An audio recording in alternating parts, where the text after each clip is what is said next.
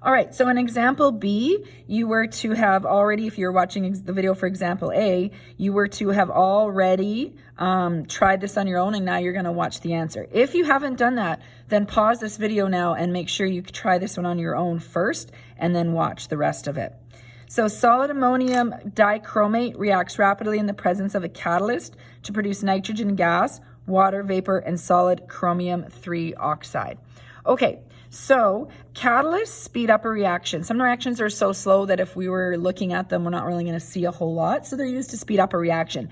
They are not part of the reaction. Okay, so you can sometimes we write the little word catalyst, you know, on top of the arrow, which maybe I will do.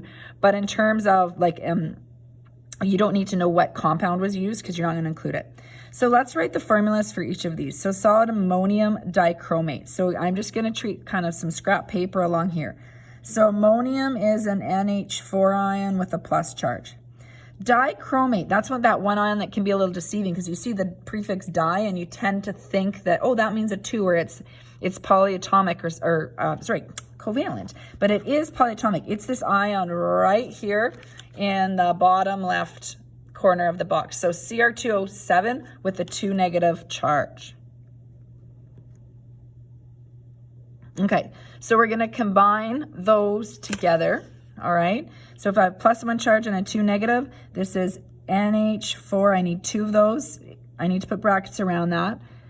Cr2O7, okay? You don't put a 2 anywhere, okay? The dichromate just happens to be the name of it. All right, so it reacts rapidly in the presence of a catalyst to produce. So we want to say produce nitrogen gas. Nitrogen is one of your diatomic molecules. Think of Hofbrinkel, okay? It's a diatomic, meaning N2.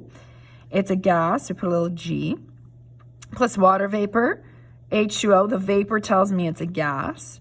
And solid chromium 3 oxide. So chromium is Cr. The 3 tells me it had a 3 charge. Oxide has a negative 2 charge. So when we're writing that formula, remember kind of that magic number we've talked about is 6. You want the same overall charges. So you would have 2 to get a plus 6 here, and you would have 3 to get a negative 6 so that you have the same charges. Think of the lowest common multiplier as if it was lowest common denominator. So we have Cr2O3, and it tells me that it is a solid.